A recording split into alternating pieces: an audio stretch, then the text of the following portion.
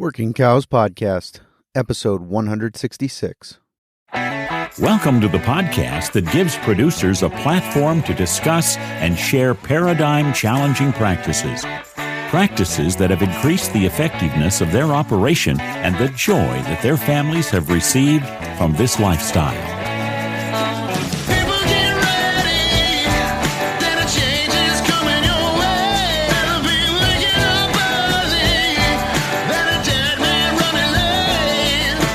Howdy, everybody. It's Clay Connery, host of the Working Cows Podcast, powered by the Global Ag Network. Here with another episode for you. Really excited to be joined today by Jeff Ramseyer. He is a guy who's been in and around and influential in regenerative agriculture for a while, and he's been afforded the opportunity to manage some land for the first time in a while that he's really excited about, and I wanted to invite him on to celebrate with him and think a little bit about what that looks like as an opportunity to make some decisions. Before we jump into the episode with Jeff, I did want to invite you to hang around after the show. I got a little bit of an announcement I want to make about the Patreon support and some opportunity there. So hang around and I'll share that with you after the show. But for now, Jeff, thanks for joining me on the Working Cows Podcast. You're welcome. Thanks for having me. You recently posted that you are taking over management of a piece of ground there in Ohio. Is that right? Yes, that's correct. Mm-hmm. Yep. And so if you could share a little bit, I guess I think about ranching east and west of the 100th meridian as kind of a line that says this is a little bit different context, or a lot different context, and you're quite a ways east of that. And so if you'd give me a little bit of an idea of what the context of ranching and agriculture is in your neighborhood and how things tend to get handled there and the way land is typically managed. Sure. Over here, there aren't many ranchers. I think in Ohio, basically the average beef cow size is maybe 15 head. Mostly show stock. They'll have 8-10 cows, and of course they sell a couple, they all want to sell a $10,000 steer. So it's quite a bit different than the way we run it. But over here it's mostly farms, very little ranching. Southeast Ohio gets into more open style ranching than we have here, mainly because of the small sizes and land cost. Yeah. And so a lot of club calves and that kind of thing. Mm-hmm. Yep. And so how is the landscape managed, the landscape that is in agriculture? Is it row crops? There is an I in Ohio, so is it just like any other I state, or what is the management of the landscape there? Yes, for the most part, we're in a pretty heavy dairy area here, so it's still row crops, but of course they have forages too. That can be sorghum, sudan, regular alfalfa. Not a whole lot of straight alfalfa raised here. A lot of grass alfalfa mix for good energy. Of course, a lot of corn silage, but mostly corn and soybeans because a lot of the dairy farmers have gone out of business. So now it's the typical corn, soybeans, Florida rotation. I missed that last part, and then it clicked. Corn, soybeans, Florida. Got it. Florida. Yep. I'm with you. Yep. Okay, so. Can you tell me a little bit about the history of the piece of land that you are taking over? Yes. Actually, there's about 70 acres. This farm was purchased by one of the Varneses. I believe it was in 1915. The farm was called Crystal Springs Farm. And actually, the old logo is still on the side of the bank barn there, which is pretty cool. But he did basically, for back then, he was very innovative. He was bringing in up to 6,000 feeder lambs from out west, and way farther west than here. I forget if it was South Dakota, North Dakota, somewhere in that range, Montana maybe. Yep. And then they split them between four different farmers here in Wayne County. So each farm was raising 1,500 lambs. And back in the 20s, say 2025, that's a lot. And it's ridiculous amounts for now around here.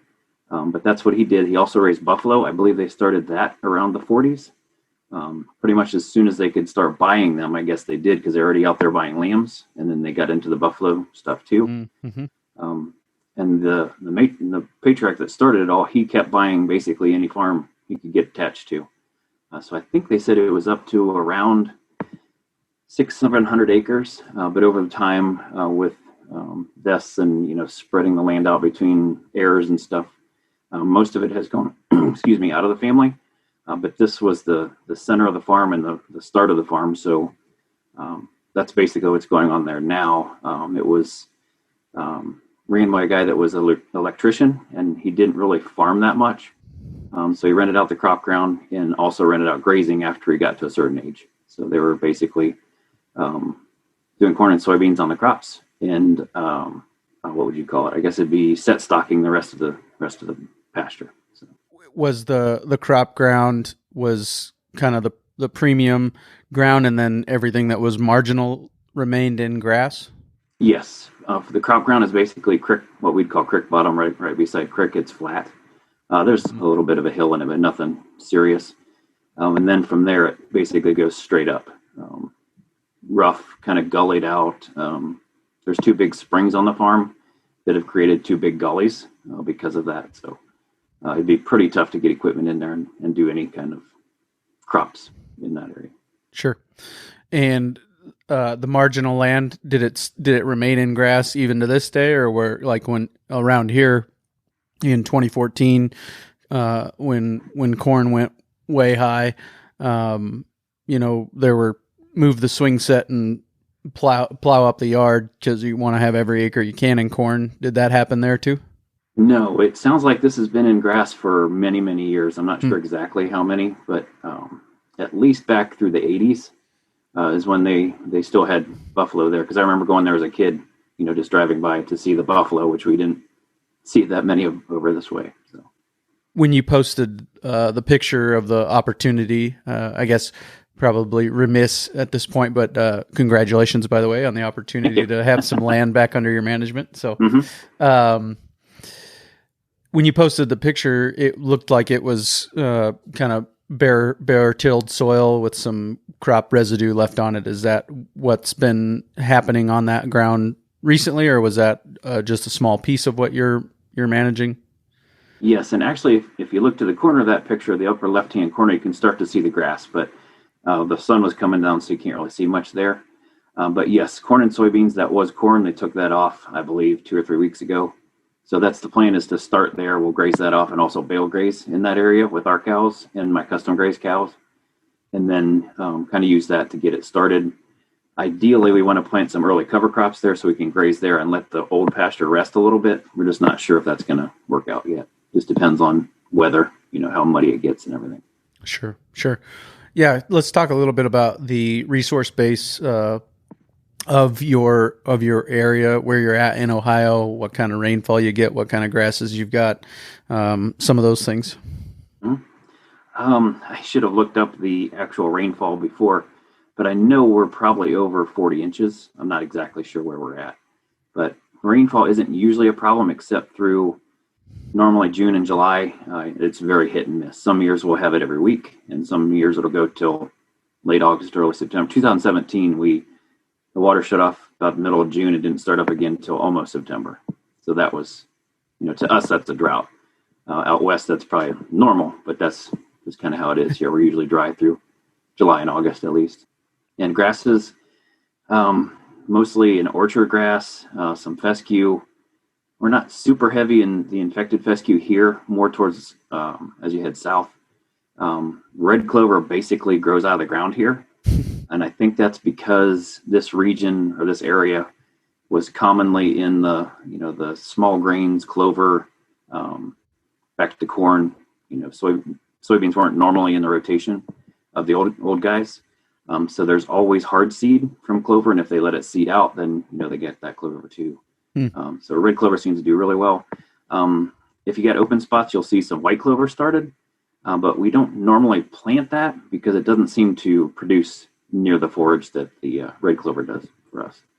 What about soil types? Is it sandy? Is it loamy? Is it clay? Mostly in the area, and I haven't even dug a hole there yet, but I'm assuming that the creek ground is probably the crop ground along the creek is probably a sandy loam, but most of the rest of the ground over here is fairly heavy clay, and it really depends on what's been done to it. Some of that clay can still, infiltrate water, but if it's been corn and soybeans forever, it's basically like a rock below, wherever they tilled. And even with no till, if they're not putting cover crops up, it just makes that stuff just hard as a rock. So when I went there and walked into the pasture, it felt like I was walking on cement. It was tight. Zeroing in on these 70 acres, what are the challenges that you see? The history of its management has created some challenges for you because I'm assuming your goal is to graze for as much of the year as possible. First of all, is that accurate? And what are the tools in your toolbox as far as management? And when I'm talking about critters, what are your primary tools that you're going to use as far as your management of that land? I guess we'll start with the challenges first. I think my main challenge is I have all these things I want to do. I have to figure out where to start. Is what it comes down to, because all this stuff rolling through my head. And with our previous partnership, we kind of have our management style down. We know what we want to do, but now it's all up to us. We decide what we do, pass or fail. It's on us. So just a little bit of everything, but basically the challenge I think we're going to have first is just to get something growing there that we can graze. I'm 110% confident with good grazing, we can turn the place around. There's no question whatsoever with what we saw before.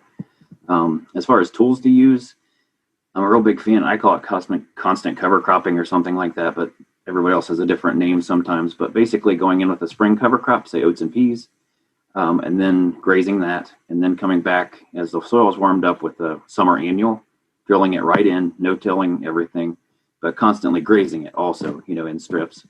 And then towards fall, come in with a winter annual mix, and then just start the whole thing over again the next year. Do that for, say, my guess is kind of 2 to 3 years till we can get that soil kind of revved up and cranking. We're not sure what we're going to do on the pasture side of it yet.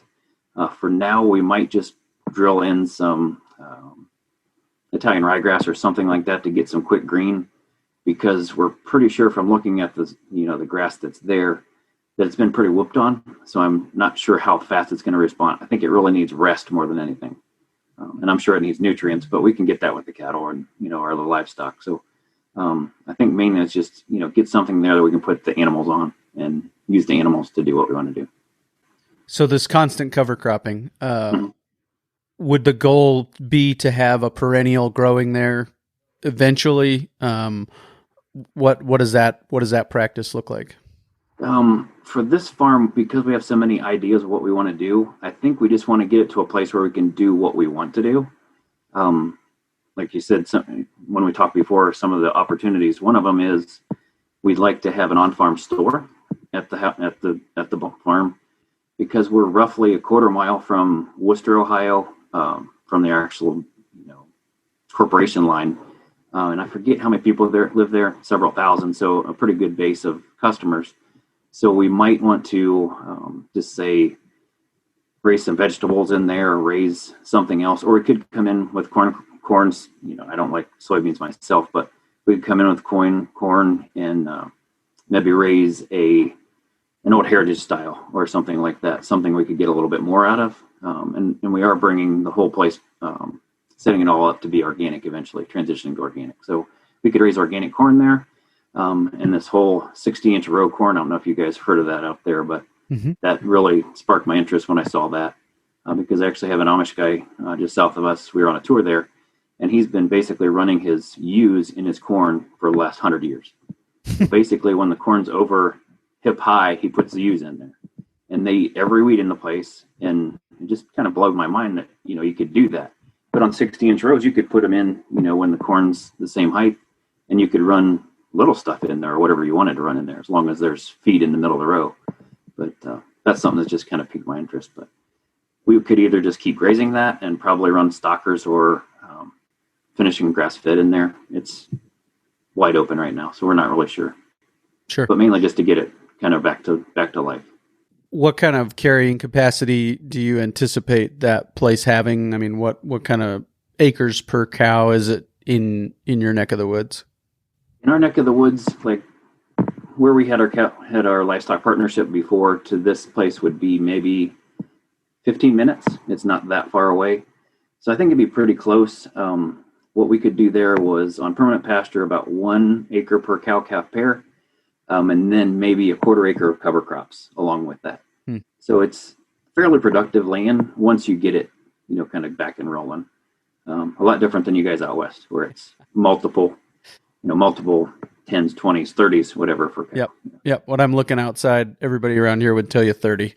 What I'm looking out my window, looking at right now. So, and where I grew up, about 100 miles west of here, everybody would tell you 40. So, that just blows my mind. Yeah. And then I hear about places like Arizona where it's 600, and that blows my mind. So I guess it's all relative. No kidding. I mean, small herds are huge land, one or the other. Right. Yeah. So what's your history of management? What have you guys been involved in before? Who is part of that management team? Are they in on this one, or is this a solo deal? Some of those things. Sure. Our management before was basically 100% based off of Gabe Brown through YouTube. I started listening to that stuff back, my goodness, it was probably around 2010, somewhere in that range. Didn't actually meet Gabe until about 2016 at a thing up in Wisconsin. But it was basically low input. And then we actually switched to grass fed after we got cows. But this one will be a little bit different. It'll just be my wife, Michelle, and I and our family. I've got lots of friends that are willing to help. Actually, we're just on a text group the other day. It's kind of weird, but I know a lot of these guys like Gabe Brown, Ray, Archuleta, Alan Williams, John Kemp, and I can text them and they'll just say, right off the top of the head what they're thinking. And that's, to me, that's pretty awesome. But that's basically where we're going. What we had before, we started with cows, beef cows, then we got some hair sheep, then we got some pigs. I think the pigs are the last thing we did there. But right now we're running some meat goats, some hair sheep, a few cows. We have very few cows. I think we're down to 3 cows now, but we're running some custom grazing cows too, where we pay by the day. We're looking at some guys that want us to just finish and pay by the gain. We just basically right now need animal units, and that's one of our challenges too, is how much do you try to buy and how much do you try to get in on custom basis. So I think we're going to try to get as much on a custom basis as we can for now, just to get it rolling and going. But there's certain spots in the ground too that's like up in the woods. Woods is kind of a brushy, junky woods, and there's not a whole lot of actual timber there. So we're probably going to go in there with and get access to a skid steer with a rotary mower, mow off that brush, and then use that as like the meat goat area. As that stuff grows up, the goats absolutely enjoy that stuff, and they don't do that good on just grass. So they should really like it up there. We're planning to have all those, and who knows what else. Maybe some poultry of some sort. My wife has already told me no turkeys. She had a bad experience as a kid, so there's not going to be any turkeys there. But could be ducks, geese, whatever. Yeah. A polyculture of critters, hopefully creating a polyculture of grasses and forbs and shrubs and all that. Yeah. So who are your competitors when it comes to leasing something like this? Mostly for just land in general, it's the grain guys. They're paying, we've heard, well, these are all rumors, of course, too, but anywhere from $275 to $300 bushel an acre, dollars an acre. And this ground is mostly 150 bushel the acre or less. So I really don't see how that pencils out, but they seem to keep doing it. A lot of, like I said, some very large dairies, anywhere from, well, large is a relative term, but large used to be anything over 500 head. Now it's anything over thousands of head. So in our county, we've got 4 or 5 that are well over 1,000 head of dairy cows, and several in the 300 to 500 or 800. And anything comes up, they're just right there to snatch it up. So that's usually the toughest part. This, because of how it's set up, meaning there's not much crop ground, there wasn't a whole lot of competition. We just lucked out that we had the connection with the guy that connected us to them, and has worked out really well, because the owners are actually out-of-state landowners. Their dad passed away who was living there. And they really wanted to keep it a farm, but they were just trying to figure out how to do that. At one point, they talked about actually buying their own livestock and, hiring a livestock manager and all this stuff. And when we talked, I said, well, it is 70 acres, which seems like a lot, but you don't usually have enough margin to make that a full-time job. So then we talked about leasing, and that's how we got this set up. So it's going really well. Does it take any salesmanship on your part to kind of tell a regenerative story that is appealing to them, or did that not enter into the conversation? It definitely did, because they wanted it to come back to the farm that it used to be. And that's what we really wanted to do, was find a spot that we could do what we wanted, and we could, build it back, and not only build it back, but hopefully still be there, say 10, 12 years from now, besides, you get a crop field for 1 year and then you're done. We didn't really want to get into that situation. And actually the first face-to-face meeting we had, if I get into grazing, I start just kind of going off on a tangent. So thinking this is going to be an hour-long meeting, I started explaining to them how to move fence. And they were there when the buffalo were there, and they're like, well, you can't move fence, and they're thinking big woven wire and all this stuff. And I tried to explain it, like, I even had a chalkboard there, and I was trying to draw it out. And I said, well, this is just not going to work. You can't see, what I'm trying to explain. So luckily I had my farm car there that had reels and posts and all that stuff in it. So I brought it out, and we just gave a demonstration right there. And I walked over to the guy and I said, have you ever seen this before? And he's like, what's that going to do? It's just plastic, it's polybraid. So, and so we have to look inside, and we had a really good conversation, but it did take a while. But once we started doing that, then they completely got, what we were trying to do. So it seemed to work really well. How long did it take you to find another piece to manage? Well, actually, we had found 18 acres that we started leasing this year from one of my dairy farmers. He bought some land that wasn't all organic certifiable, and he has organic cows. So he could use the front 2 fields and then the back 2. And this is all woven wire fence, the first time I ever had that. So that was awesome. Being that's about 25 minutes from home, that makes it nice too. But so he had the front 2 fields, and then we get the back 2 fields basically until they either decide to raise more heifers there, or if they decide to do crops or something there. But hopefully we can just keep that grazing and keep building that up. But that's basically those fields are in transition to, for them. Is the process of transitioning to organic, is that just a number of years without certain chemicals? Yeah. Go ahead. Yes, chemicals, or, however you want to look at it, chemicals, practices, basically anything that's not permitted in the National Organic Rule. You have 12 months, 3 sections of 12 months, so 3 total years from the time that was last applied.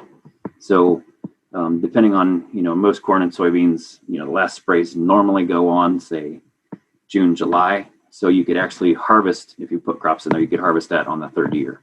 It could be planted while it's still in transition, but it'd have to be completely out of that transition until they could harvest it. So. Gotcha. And what about this land? It was just, you said just the last couple of weeks they took the last of the corn off. What were some of the other fields? Were they corn this year as well?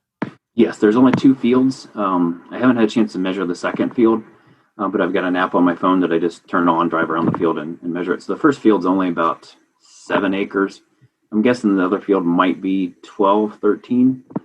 They were kind of under the impression there was 30 acres of crop fields, but I didn't see that. So nobody ever actually went out there and measured it. That's just he said that's how they always said it was, 30 acres. So I'm thinking that they probably used to do the next field up, maybe, kind of up the step, because you can kind of see a line where it's been tilled. Sure. And that would make it pretty close to 30, but we're not planning to do any more up the hill at all. So. Sure. And the other 40 is trees and grass? Trees and brush and grass. Yep. Mm-hmm. Gotcha. And it is all woven wire, but I'm guessing, actually one of the uncles came over the other night, and he was pretty sure that they put the wire up somewhere in the 70s, the perimeter wire. So the wire is still good because it was back when they made, heavy steel wire. But a lot of the posts are rotted off. So basically what we're planning to do to kind of alleviate that, the landowners don't want to spend a whole bunch of money right off the bat. So you're talking probably 50 or 60,000 to replace that perimeter fence. So what we're going to do is just drive T-posts beside all the broken ones and just wire them together. Mm-hmm. And then I found a thing on one of Greg Judy's YouTube about putting up an offset fence. And I think it's like 8 inches away from the fence, and it'll be 2 wires so that there'll be something there to keep the sheep and the goats and cattle off of that outside fence. So we're hoping we could get another, maybe 15, 20 years out of that outside fence, perimeter fence, because they won't be messing with it or pushing on it. Plus we wanted we wanted hot wire all the way around, so we can hook on a reel wherever we want to, or a net, or and we just don't have that now with no electric around the outside. So you still have all your equipment and all your tools from the last time you guys were managing. I guess you said. Yeah, actually, those tools were part of the partnership, so those tools stayed, most of them, that we didn't purchase ourselves. But I had just purchased new set for the 18 acres that we have now, so I've got that set, and then we'll probably just get another set of reels and posts and whatever for this one. Still trying to determine the best post to put up for that offset fence, because everything's expensive. So it's a lot of somebody says try this, and I go $5 a piece. Yeah, exactly, and it gets ridiculous. So what are some of the resources that you'll count on, that you'll lean on as far as the moving this land in the direction that you want to go? Resources. There's one. His name's Harrison Hobart from Midwestern BioAg. I work with him through Organic Valley. He's going to get us started on kind of I guess you'd call it a testing regime, so we can see where we're at soil test wise in all the fields. And then normally people don't do this, but test, say, every year, to see what's changing, if things are changing, because I really want to be able to show people that you can take broken down land and fix it with livestock. Mm-hmm. Hopefully you don't need to spend a whole bunch of money on, all the inputs that you would on a crop ground. That's our main thing, is that, they've done this for thousands of years. Let's just let them do it. The livestock. Why do we have to do it the way and I hate to say, the way the input salesman, because he sells inputs too, but a lot of times you're putting on stuff just because they say to do it, in my opinion. My grandpa used to say that you never should take advice from somebody trying to sell you something. And I kind of believe in that too, but working with Harrison, he understands what we're trying to do. So that really helps. What do you envision the starting place is going to be? Bale grazing in cover crops and cows. Is that right? Yes. We're working on the first crop field now. We actually had 6 inches of snow here the other day, and maybe a third of that's still here. So that kind of cut down on the fence has trees growing through it and everything else. So that's what I started doing the other day, was just going through and trying to get the trees off of the fence. So the plan is to get that fence ready, that first crop field ready. And then actually the next field up has a pretty good regrowth on it. So we'll probably connect both together so they can graze a little bit of each, and then have bales out there for them too if they need bales. And that'll be just with the cows, mainly because I don't want to put up a multi-wire fence there right now, until we're sure exactly what we want to do. But we'll put the offset fence up so that's ready for whatever we put in there. But then go to the second crop field and get that ready, and then start on the perimeter. But ideally, we'd like to move our sheep and goats there at this, 2, and then keep our other pasture, away from the farm to custom cows or something like that. So they're not, spread out all over the place. But we do have, You've got sheep and goats on the 18 acres now. Is that right? Yeah. And we had, through the summer, we had call sows, pigs in there also. That's for our direct market non-GMO pork program. Where it's at, it's got I guess you'd call it a spring tank. I don't know if you guys have those out there where it just constantly runs, so it doesn't freeze. But there's not really a way for a pig to drink out of that. Now the baby pigs could actually climb up the side like a little puppy and reach in, but a sow can't, completely turn her head, that way to get her head in because it's too tall. So we don't have any over there now because of freezing and everything, but probably in the spring more. In our other partnership, we tried farrowing pigs, and I grew up on a hog farm, so I know all about farrowing, but somebody has to be there that knows what's going on with farrowing. It's not, they do pretty much on their own, but it's not as easy as, a cow that just lays down and has a calf. Yeah, you might see it 3 days later and it's okay. Exactly, yeah. And a cow doesn't care, right. But something can go really sideways quickly with the sow, because there's so many pigs running around. There could be, sure.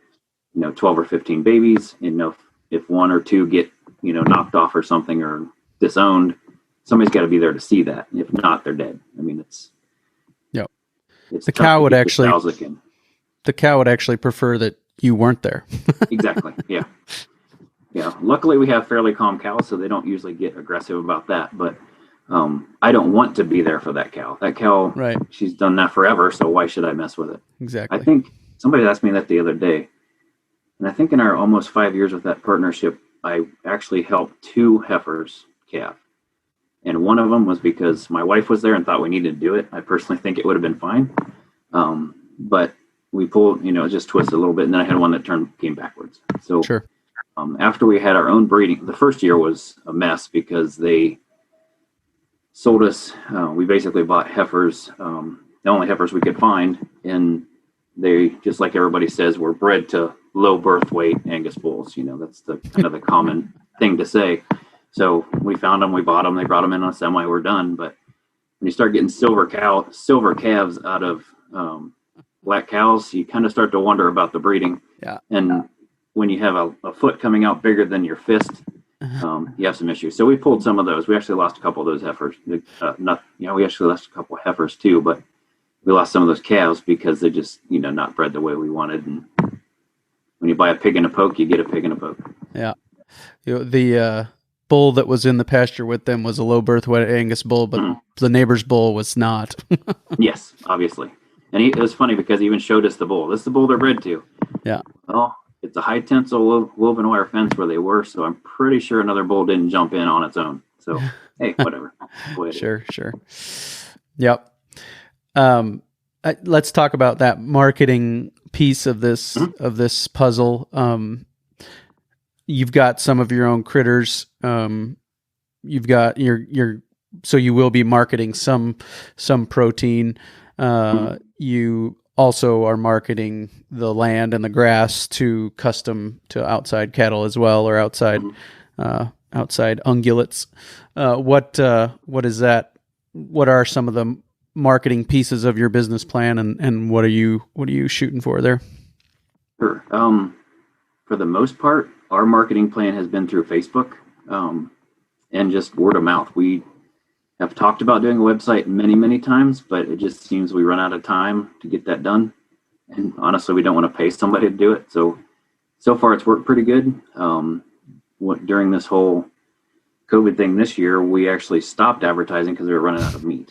And my wife said, if we run out of meat, there's going to be some problems in this house. So basically I had to set aside meat and keep it in the house so we wouldn't sell. We have freezers in the garage, but it's mostly been just people we know. And as far as marketing, the grass and stuff like that, it'd probably be the same, just people we know and over Facebook. Especially on the meat side, you can really focus your ads to certain areas and exactly who you want to find. It's kind of crazy how detailed you could get on that. And money wise, it's really actually pretty cheap for how many people you can reach and what you can do with it. But that seems to be what's working for us so far. As we get into some of the other stuff, we might have to do some other kind of advertising, but for now it just seems to work pretty good that way for us. But the meat that you're marketing currently, is it lamb and goat and cows or calves, beef? What are you marketing as far as proteins right now? Right now, all that we are doing is what we're calling non-GMO pork. Some of it could be raised outside. It's not 100% outside, but it's from Nyman Ranch. I don't know if you've ever heard of that. They have some farmers in the area, and basically it's a marketing company where the farmers own. It's different than like a chicken barn, but basically they have a set price for their animals, but they own the animals still. It has to meet their program. Well, they used to be, the way I understood it, they used to be a supplier for Chipotle for their pork, and that had to be non-GMO. So a lot of them kind of stuck with that non-GMO, and they don't have to anymore. But some of them stuck to those, and that's the people we buy sows from, the cull sows, and that's our non-GMO pork program. We do raise, like we did buy some cull sows that had ended up having babies, so we raised them and sold them, but we won't probably have many that we're actually fattening out. And in our grass-fed beef program, we used to do steers in our partnership, but without the land, we had to figure out some way to kind of pivot on that. So what we actually did is I have probably somewhere around 25, 30, somewhere in that range, dairy farmers that are on what we call our grass milk truck.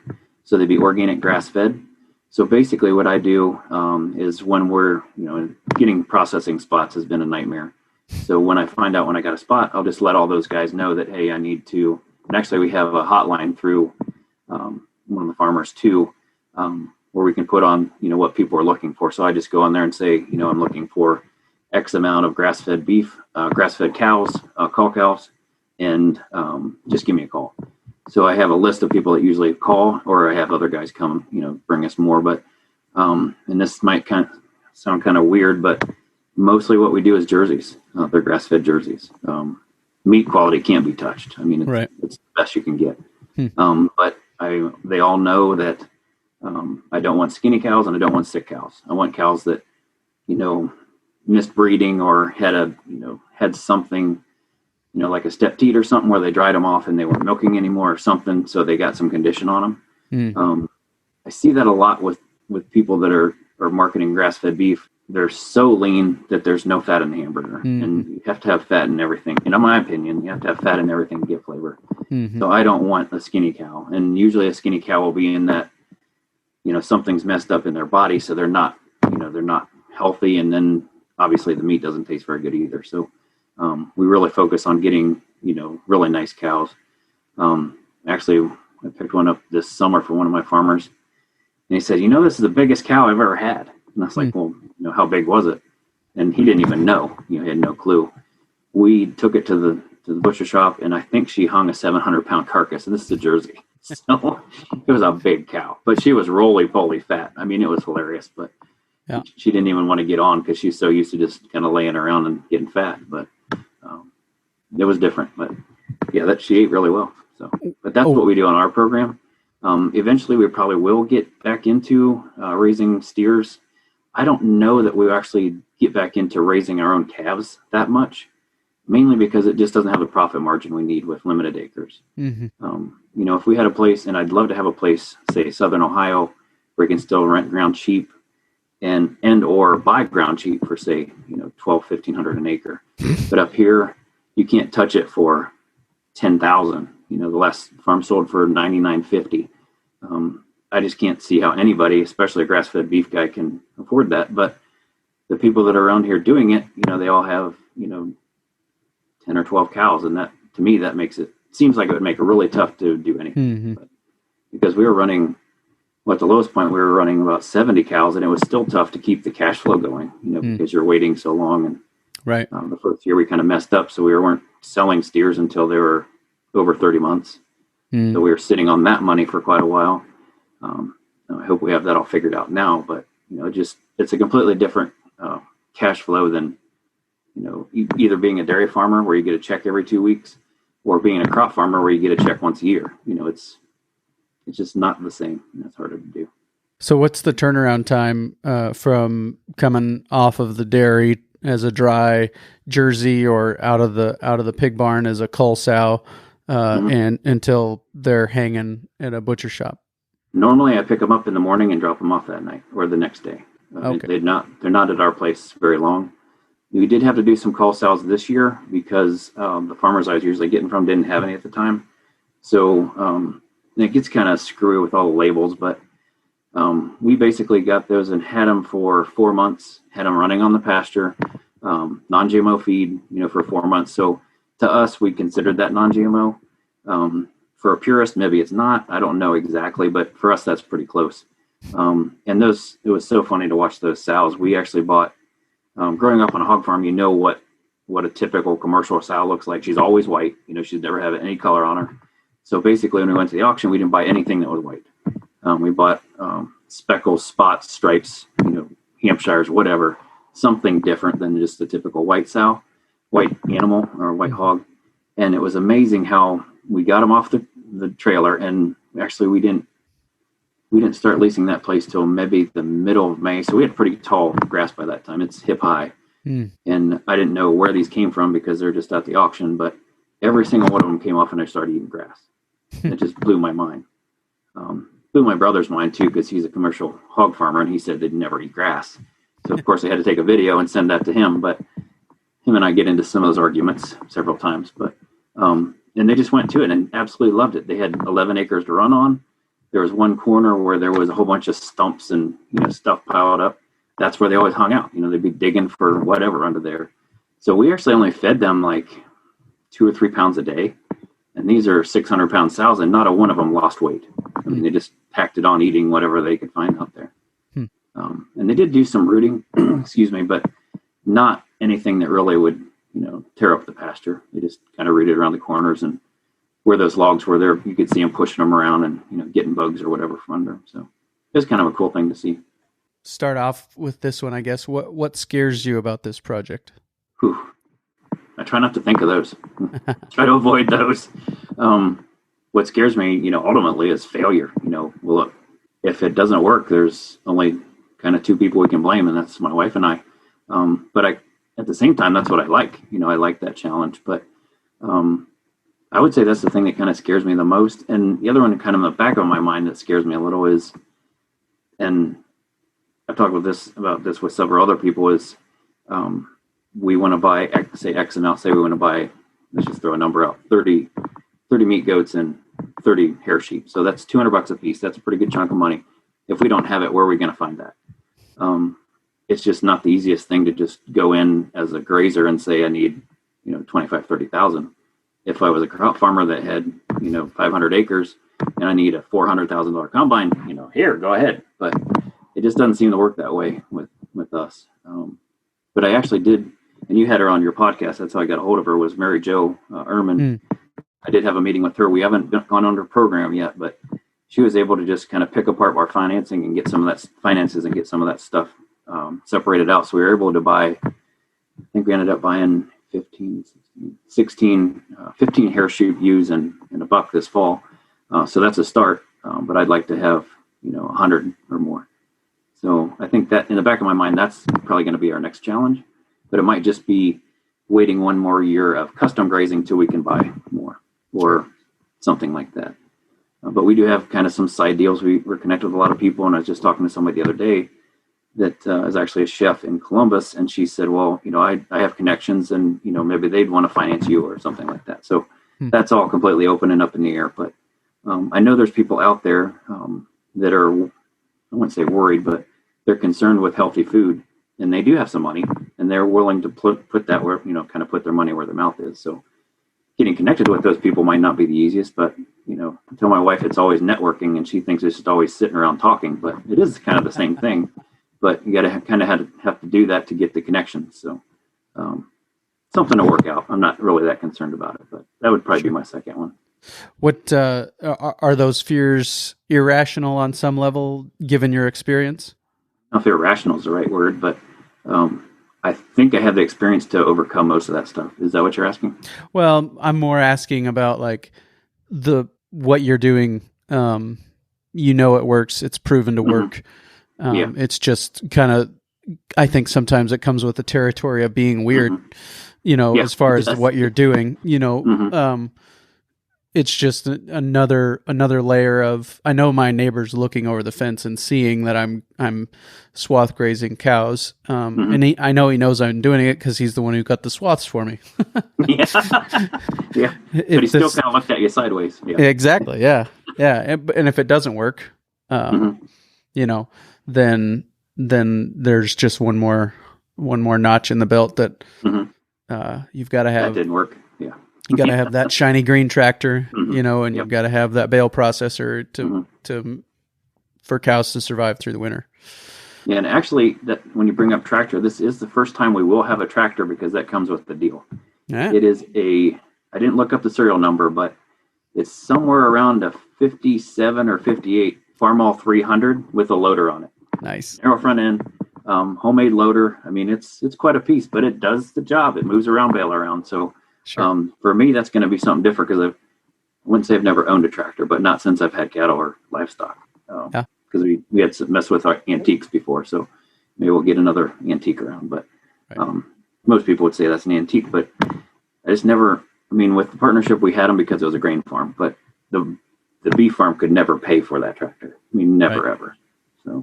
So did you, when you were setting up bales for bale grazing with the partnership before, was it with the tractors from the grain farm? Yes. Yep.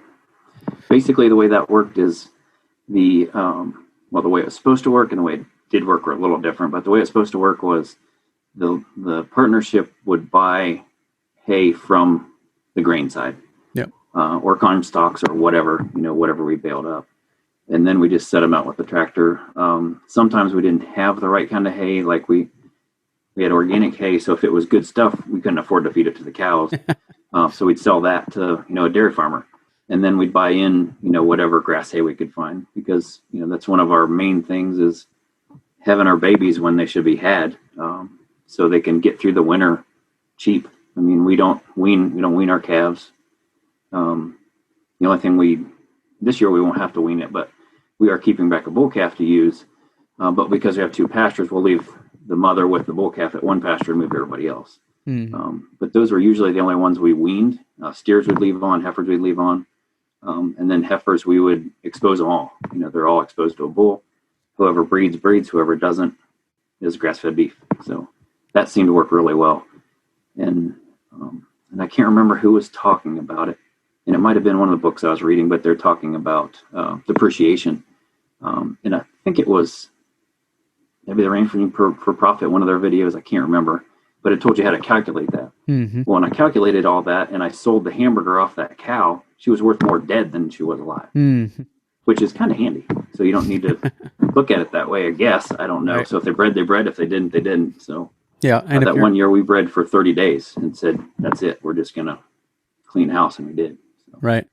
And even in a cull cow market, in a cull cow situation, if she's old and not worth much or not worth eating, great Gabe Brown told me that there's $700 worth of NP and K in that carcass if you're willing to compost it and spread it out. Which that's $700 is better than what you're going to get for a cull cow now. Even a young cull cow isn't worth that much right now. Now, if you rebreed her and sell her as a fall calver, that's another strategy. But anyways, yeah. So we talked about the fears. What excites you? What are some of the things that are exciting to you about this project and this piece of land? I'm pretty sure it's the whole thing that excites me, but mainly just a chance for us to do it. My wife and I have been together, married for 6 years, but a few years before that. So basically we've been chasing something like this for 10 years. And finally we caught one. So nice. That's probably the most exciting thing. But there's so many avenues that we can go through just on the other side of Worcester. And it's kind of funny because they have the same last name as us, but they'd be fourth or fifth cousins or whatever, but same place in Switzerland, but not really closely related. But they call it Ramseyer Farms, and it's basically all agritourism. They come in and they get they pay so much to come in the door, and that gets them rides on their slides and, a hayride or whatever. And then they buy a pumpkin for probably too much money, and they buy this for too much money. And I just talked to one of my buddies the other day and he said it cost him $400 till he got out of there with 3 kids. So that's what I kind of see is really exciting, is doing some of that stuff where we can show people. And even in Worcester, which there's farms all around it, there's people that, they might be 7, 8, 10 generations from, or never had a farmer in their family. So their perception of what a farm is and is what they see in the field. So that's a great big field, great big sprayer, a great big planter. That's farming. And I want to show them that that's not the only thing. So I'd say that's most exciting. Plus there's all kinds of some of the opportunities too. There's a big bank barn, an old, what we call peg barn, where it's all pegged together and framed. Wow. Would make a great place for, meeting venue or wedding venue. There's an old house on the farm that could be renovated to make, Airbnb or, could go along with the wedding venue, or like a farm stay where people would come and we'd help them, kind of like, I don't want to say like, Polyface, where you'd come and you'd, spend whatever to learn what he does, but maybe something like that. Well, and just so much stuff. Yeah. And I think you don't have to be necessarily the font of wisdom in that in that situation, you can bring some of those guys in and host exactly. host the event there. Yeah. Yep. Yep. So there's all kinds of stuff like that. What about the ecology? What from an ecological perspective, what excites you? Well, there's deer all over the place, mainly because there's 70 acres right in the middle of a housing development. So that's another, possibility is having, we can't really have gun hunts because there's only about one place you could actually shoot a gun without shooting at a house.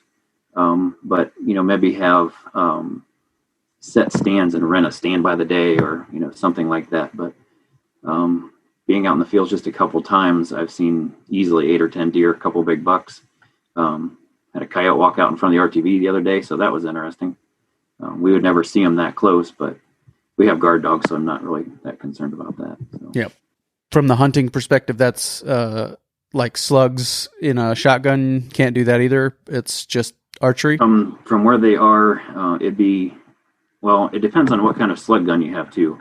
An old Mossberg 500 with a improved cylinder choke ain't going to go very far, but some of those new ones will shoot, 200 yards fairly accurately. And now in Ohio, you are allowed to use straight wall calibers, rifle calibers, so 45-70, 350s, 450, all that stuff. So those can definitely carry. So I would be really concerned about those. Not just a regular shotgun shell like rabbit hunting. I wouldn't be, worried about that. But as far, and I'm not sure if this is really ecology, but there's a lot of, I guess it would be a lot of erosion on the farm, mainly from those gullies that just keep getting bigger and bigger every year. And there's a field in the front that's currently rented to another cattle producer that they've just kind of overgrazed it into the ground. So every time it rains, you can just almost see a chunk fall into the big creek that's right there. And they can walk back and forth across the creek. And it just, as soon as I saw that field, it just kind of made me cringe a little bit. Same with, the rest of the fields where, this gully probably was, 10 feet, 25, 30, 50 years ago. Now it's 25, 30 feet and getting deeper every year. So that's one of the things we'd like to do is kind of put and there's a big spring on one side. So put some kind of a holding pond or something to slow that water down. And then maybe have spring tanks off of that or just, pipe it away, something to try and stop those, those big erosion points. But yeah, I'm probably using the word wrong, but that's exactly what I was talking about from an ecological perspective. Yeah. Basically improve the land any way we can is what we're looking to do. Yeah, it'll be exciting to follow the tests, and to see those results in hard data. More than and the eye test is relevant and is applicable, and there's a better word for it that I'm not thinking of right now, but it's something that is just as valuable as the actual hard data. But the hard data is something you can show to somebody else and say, see, this is where we were, this is where we're at. So yeah, I'd like that to go as far as like the, whatever is growing in the pasture, that diversity can somehow keep an eye on that, animals that increase and all that kind of stuff. So that's kind of in our plan too. Yeah. Jeff, thanks for your time today. Anything we left on the table? Any big nuggets you were hoping we'd cover? Not that I can think of, other than I love the podcast.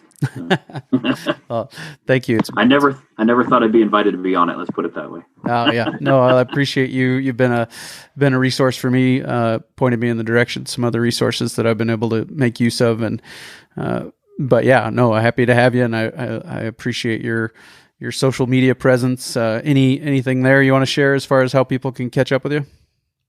Basically, it's just Jeff Ramseyer, Ramseyer. I think there's about 4 of them on Facebook, but look for the one that has a cow on it, or has me with cows. I forget which it is, what my cover page is now. So.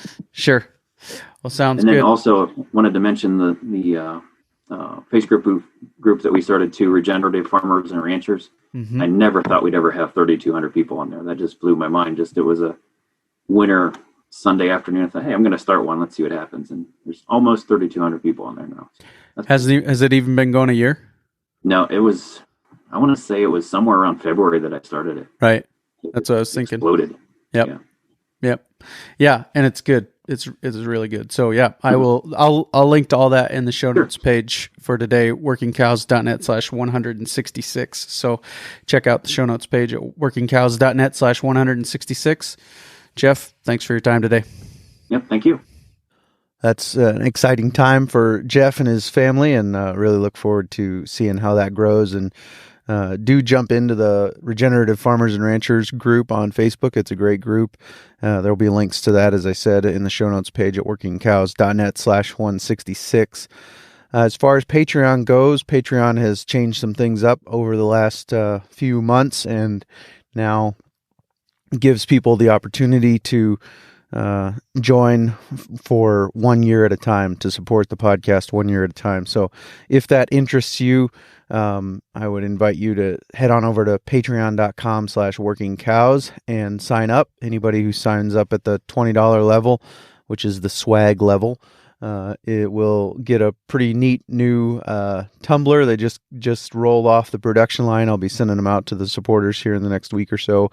It's the camp style double insulated mug with WCP and workingcows.net engraved on it. So really excited to get those out. I've got a new round of hats coming probably after the first of the year. So looking forward to sharing some of that swag with you guys. If you sign up at the $20 yearly level, I'll get that out to you real soon. And then we will continue to send out swag every 6 months or so to those people that are supporting at that level. And sometimes that's a signed copy of a book, sometimes it's a coffee cup, sometimes it's other things. I got a design, a couple of design ideas. I've got one that's already ready to go to print for a t-shirt, and I've got a couple other ones I'd like to get made too. So anyways, really appreciate all the support. It's been freeing me up to do a little better job on the podcast. I do have a 2021 goal of an episode every week on Monday. So starting that off hopefully right here in the end of 2020 and continue to work towards that. So great community. Really appreciate you guys, and look forward to what 2021 will bring in the realm of the Working Cows podcast. We'll see you next week with another episode. We invite you to visit workingcows.net to subscribe to the show via iTunes or Stitcher. You'll also find detailed show notes pages, resources from our guests, and the industry leaders who have influenced them. For more ideas on putting your cows to work for you in a more profitable way, tune in next week.